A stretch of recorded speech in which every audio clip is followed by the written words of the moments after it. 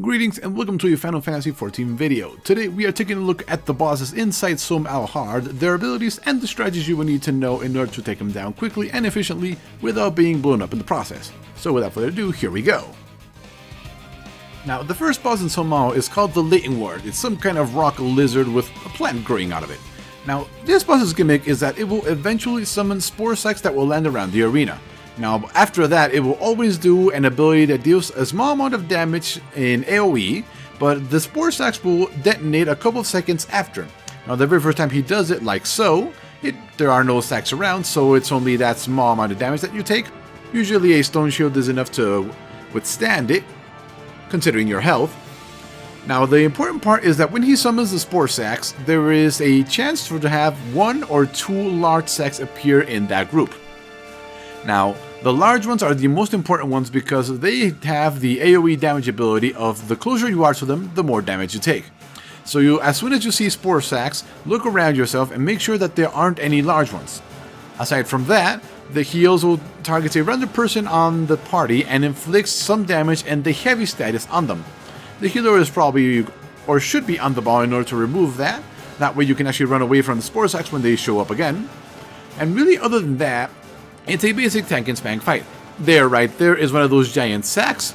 Luckily, it's only one so far. Now, I am trying to get away as far away as possible because it's going to detonate after the initial AoE. And if you get hit by the big one and then by a small one, chances are you are about to die or are already dead. But other than that, that's it for this boss. Relatively easy. I'll see you in the next one.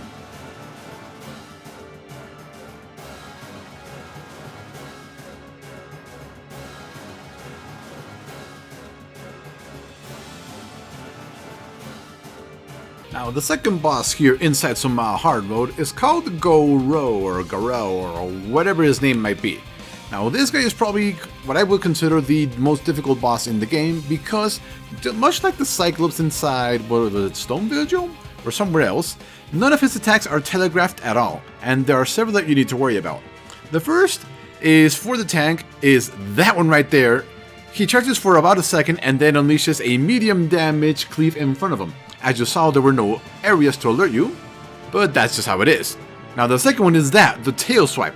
Now the important part here is that if he is in his normal mode, as in he is not glowing red, he will only hit in the cone behind him. However, if he is glowing like he is now, it will be a 360-degree cleave all around near him. So you need to be ready to run away as soon as you see it. Now the trick here is figuring out whether he is going to do a claw or a tail swipe. That's part of the gimmick of this boss.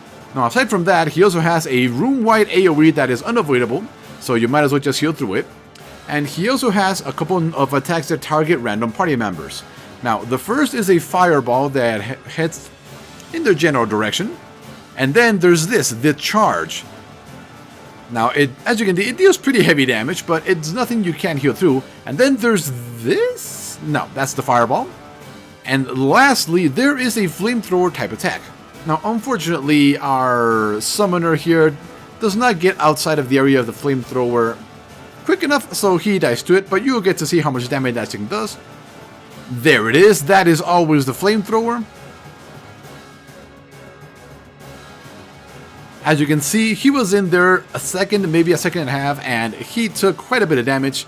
Now, unfortunately, most of the attacks that this boss inflicts, at least his special attacks, inflict the infirmity status. That means that healing via magic or pretty much any way is severely reduced.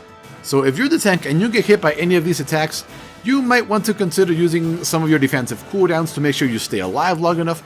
I believe infirmity lasts 8 seconds, so that's 8 seconds where your healer is extremely limited, and unfortunately there, I get hit myself.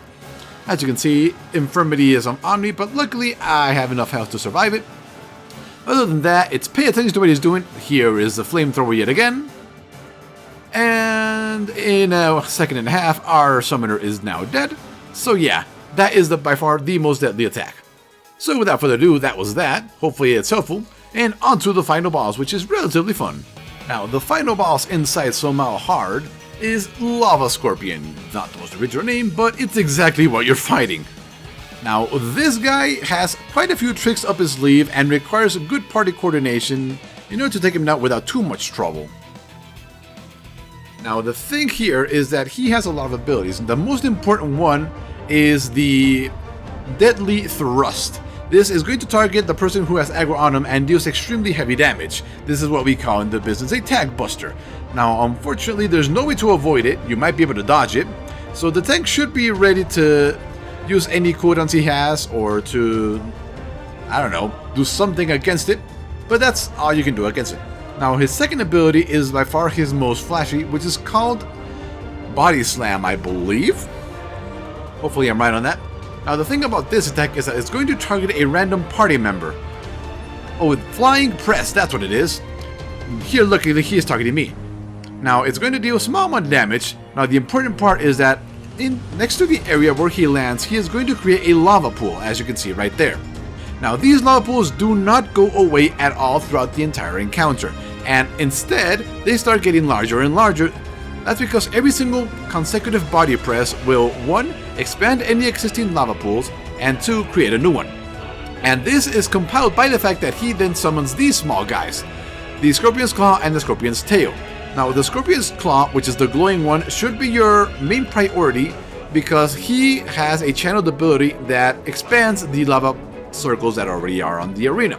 Now the normal looking Scorpions, they're also very dangerous because they do a slightly weaker version of the Tank Buster Deadly Thrust, so they need to go down very, very fast. Luckily we have a good amount of AoE here, so we were able to deal with them quite quickly. Now unfortunately, as you can see right there, the tank is trying to get him to summon the circle at the edge of the arena.